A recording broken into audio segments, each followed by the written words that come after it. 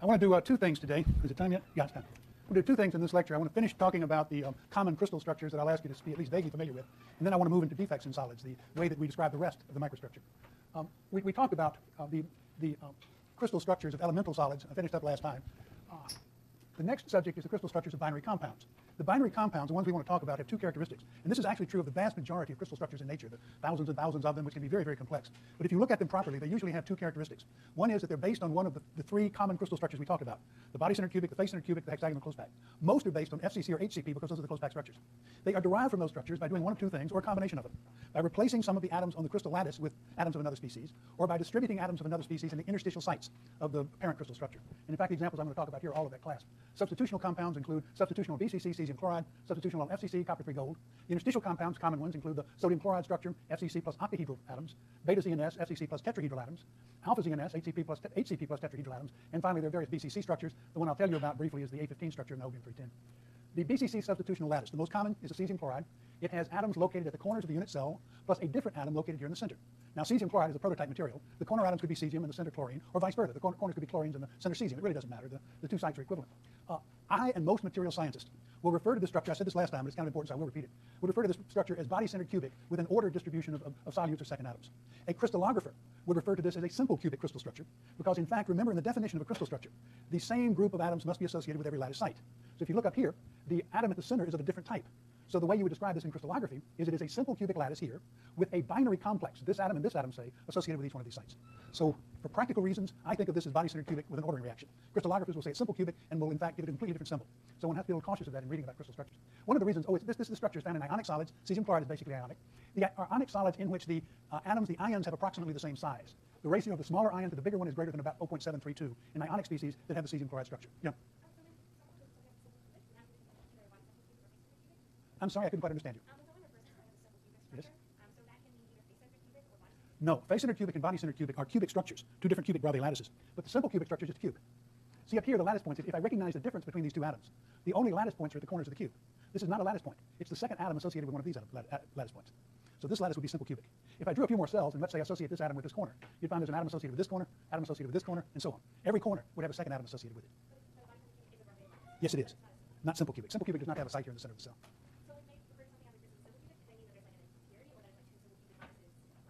I'm not sure who they are. That's right. No, I'm saying it is a simple cubic lattice from the point of view of a crystallographer, because the crystallographer focuses on the lattice points. And in this structure, the lattice points are at the edges of the cube. The center is not a lattice point. That's a different atom. A material scientist, me, for example, will refer to this as a body-centered cubic structure with an ordered distribution of two different kinds of atoms, because that's much easier for us to visualize. And that becomes particularly apparent when you look to intermetallic compounds that have this structure. The most prominent example is 50-50 copper zinc, which is known as beta brass. If I take this compound and heat it up at high temperature, it disorders. So I will have a body-centered cubic structure, crystallographers will agree, in which every atom has a 50-50 chance of being copper or zinc. If I drop the temperature down, it will spontaneously order. So now I have copper here in the corner and zinc here in the center.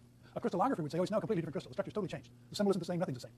A material scientist will look at this and say, well, it's the same thing. I just have an ordering reaction superimposed on BCC so that the corner atoms have become one kind of atom and the atom in the center has become another. That's the viewpoint we take.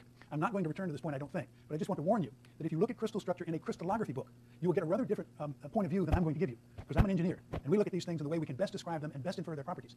And tiny little distortions, which for example may change the symmetry, very rarely have much of an effect on the properties, so we don't worry about it. Crystallographers do, because they're very strict in symmetry. So the crystallographer, this is a simple cubic cell. To me, it's a body-centered cubic cell with a superimposed chemical order that makes this one kind of atom and that the other. Okay? The cesium chloride is the FCC substitutional structure. There are others, but it's a common one. In this case, we have one kind of atom, say copper, on the gold on the corners, and copper here in the center. There's incidentally an analog is gold-3 copper, which these atoms are types of reversed. This is not a possible ionic structure. Incidentally, a crystallographer would tell you this is simple cubic as well, with 4 atoms associated with every lattice point on the cube. This is not a possible ionic structure because near neighbors are near neighbors of one another in FCC, and therefore a number of these, if these were ions, like ions would be near neighbors. And that just doesn't happen. The energy cost to do that kind of thing is prohibitive. It takes on another structure.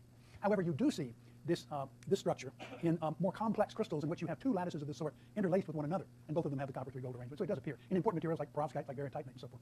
But it's most commonly in pure form. It is found in intermetallic compounds. There are quite a few of them, really. Copper-3 gold, aluminum-3 lithium. I can name a number of others. Nickel-3 moly is this. There are a number of intermetallic compounds that wind up having this kind of structure. Well, the next thing we jump to are the interstitial compounds, where we have atoms on one of the simple lattices and then a distribution of some other kind of atom over the interstitial sites. The most classic example in the world is sodium chloride, rock salt, in which we have a face-centered cubic lattice of blue atoms with yellow atoms in all of the octahedral interstitial sites. Since there is one octahedral interstitial site, as we discussed last time, per atom, this has a stoichiometric formula AB. A can be sodium, B can be chlorine. Turn it around, A can be chlorine, B can be sodium. It doesn't really matter. both of these sets of sites are identical. Ionic compounds such as sodium chloride, magnesium oxide, these appear when the size ratio is intermediate. Small ion over big ion about 0.5, because the octahedral site in FCC is the largest of the interstitial sites. So if we have, and of course in ionic compounds you want to choose a structure that packs the ions together as efficiently as possible. So if you have yourself a structure in which one of the ions is significantly larger than the other, it packs much better if you put the smaller ion into an interstitial site instead of trying to put it back on a lattice site. So that's the reason we have these kinds of structures. They're fairly easy to predict, and these kinds of rules are very well obeyed. There are also more complicated things, such as the perovskites, in which you start out with an NaCl structure, and then you have a ordering of the copper 3 gold site on both the A sites and the B sites. So it becomes a little bit complicated, but you can understand some very complex structures in these simple ways, and I'm going to give you a homework problem on that to sort it out. This is also a common structure in metallic compounds, the carbides, nitrides, titanium carbide, titanium nitride, hafnium carbide. In this case, it's purely a packing issue.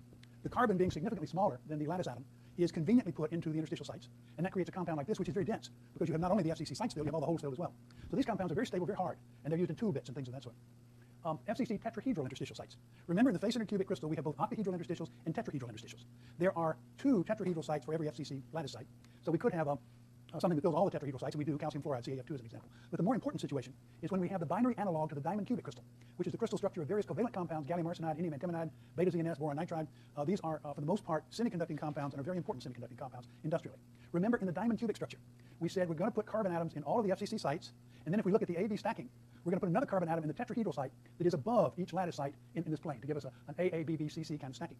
The beta-ZNS structure is exactly the same, only in this case, instead of having carbon atoms everywhere, we have one atom on the FCC sites and another atom in the tetrahedral voids.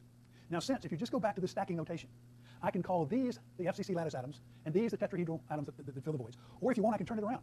I can say these are the FCC lattice atoms, and here are the tetrahedral voids that are just below the atoms in the FCC stacking. So I can do it either way. That tells me that these sites are identical. And in particular, if these sites, the little a's, are tetrahedral voids with 4 lattice atoms around them, the big numbers, like B, also have 4 atoms around them. So every single atom in the structure has exactly 4 nearest neighbors. If you want every single atom is in tetrahedral coordination. Why is that good? Well, we've already talked about why that's good. If you have atoms that have valence 4, one thing that has a structure is silicon carbide. Silicon and carbon both have valence 4. You put them in this structure and you have, of course, 4 valence atoms, 4 electrons, you have saturated covalent bonds. But I can also do it with gallium arsenide, where I have valence 3 and valence 5. They average to 4. So I can again form saturated covalent bonds. I can also do it with beta-ZNS, where I have valence 2 and valence 6. They average to 4. Boron nitride 3,5, indium antimonide 3,5 are pretty much the same thing. So we find this structure quite commonly in compounds that have an average of 4 valence electrons per atom. If I put them in a structure like this, where they have 4 valence electrons per atom and 4 neighbors, I can get saturated covalent bonding and have either a semiconductor or an insulator, so an awful lot of the important compound semiconductors have this structure. You'll also find this structure in a number of ionic compounds where there's a very big difference in the size between the 2 ions. And if I take the smaller ion and the larger ion, use the old Pauling radii, if the smaller ion ratio is less than 0.414, as shown in this little formula over here, then the beta-ZNS structure is preferred because that's the densest you can do. The tetrahedral void is smaller than the octahedral void, so as the cation gets smaller and smaller, it would like to find a smaller hole. And when it's much smaller than the ion, as for example in silver chloride or silver iodide, you get the beta-ZNS structure, which is ionic. Yeah?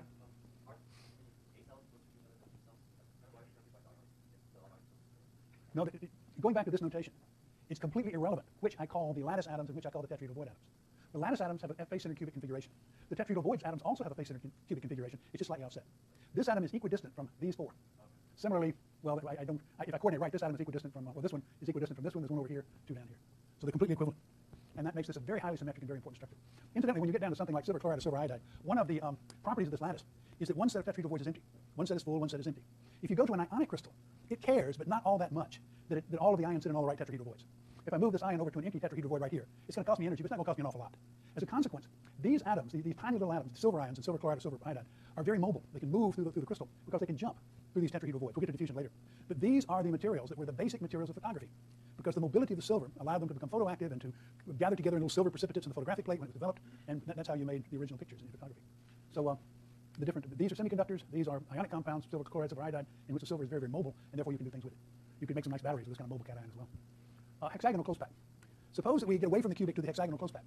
Now, it makes sense that we're going to find some structures there, because remember, if we look at the packing, the only difference between the HCP and the FCC is that the HCP has A, B, A, and the FCC has A, B, C. In both cases, you have a tetrahedral void immediately above and immediately below the lattice atom. So I have, clearly, a hexagonal analog to beta-ZNS, or diamond cubic if you want, in which I have a hexagonal distribution of lattice atoms, and I have atoms in 1/2 of the tetrahedral voids, those immediately above or those immediately below. That is the hexagonal analog to beta-ZNS. It's called the alpha-ZNS structure because, in fact, it's taken by zinc sulfide at high temperature. The beta is taken on low temperature, and it has many very similar properties. It's not widely used as a semiconductor, even though a number of these alpha ZNS crystals are semiconductors because of the anisotropy of the hexagonal lattice, which means that the conductivity is different in different directions. And that creates problems when you try to use this in engineering applications. You find it in, well, in silicon carbide, there's a hexagonal modification. In fact, you might ask yourself, is there a modification of diamond that's hexagonal like this?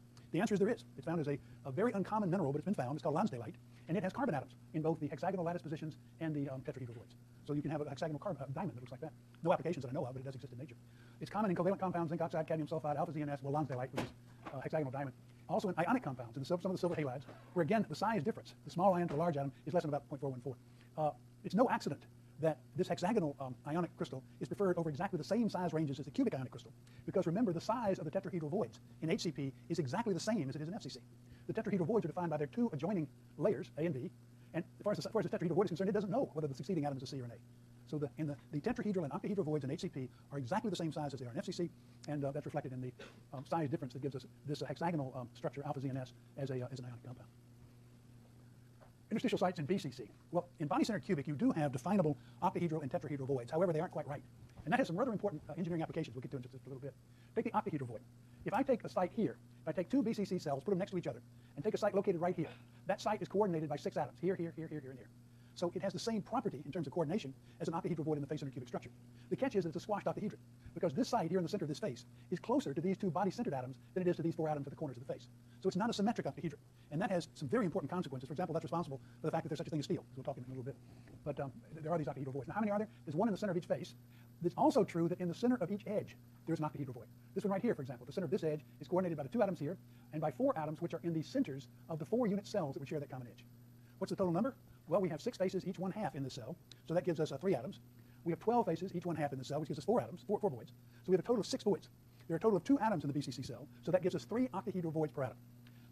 Just as an aside, it's kind of obvious there must be 3 octahedral voids per atom. The reason is that the symmetry of this is cubic.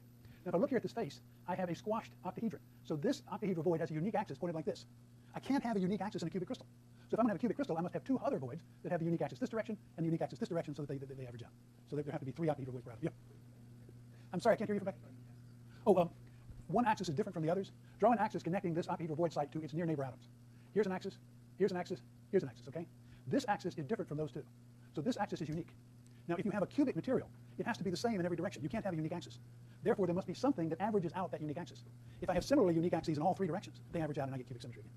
So that's why, in a sense, it's obvious that you have to have 3 octahedral voids per atom. The tetrahedral void in BCC is, there are a whole bunch of them. They are located in the quadrant of each face. Now, let me go to this face. Look at this site right here, which is halfway up from the midpoint of that face in the center of the face. It has 4 neighbors, here, here, here, and here. Once again, those 4 neighbors do not form a proper tetrahedron. It's squashed, but it's roughly tetrahedral symmetry. It behaves a lot like a tetrahedral void. There are 4 such positions in every face, and there are 6 faces. So there are 12 of these per cell, therefore 6 tetrahedral voids per atom. They're asymmetric voids. The structure I'll show you, just to show you can have BCC structures that use all these complicated things, is a rather important crystal structure. It's the A15 structure. It's a structure found in the best high-field superconductors, niobium-310, niobium-3 aluminum, niobium-3 germanium, vanadium-3 gallium, which are the type 2 superconductors that are used in the high-field magnets that are out there. What they are is they have 10, let's take niobium-310 as an example. They have 10 atoms located in body-centered cubic positions, so I have a BCC lattice of 10. Then I have niobium atoms in 1/2 of the tetrahedral voids. The 1/2 of the tetrahedral voids are 6 per atom, so if I use 1/2 of the tetrahedral voids, I get 3 per atom. That gives me stoichiometry of niobium-310. The reason that these things are such good superconductors is that they choose, the tetrahedral voids are chosen such that they fall in rows. Here's where we see this one is chosen, this one in this face, so I have a row of atoms going this direction. This one and this one in this face give me a row of atoms going in that direction, where this one and this one in this face give me a row going in that direction. So you have rows of atoms going in each of the 3 directions, and it's kind of an open structure, so these rows can vibrate rather easily, and that's actually what you need to get good superconductivity. So this is the structure of the common superconductors. I will not ask you to draw that structure from memory on any exam. In fact, all your exams are open book anyways, you can look it up, but I give it to you just as an example of the use of interstitials in BCC crystals.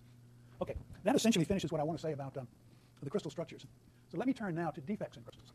As I said, well, the second law of thermodynamics has the consequence that there is no such thing in the whole wide world as a perfect crystal. Never has been, never will be. And in fact, we don't really like perfect crystals with very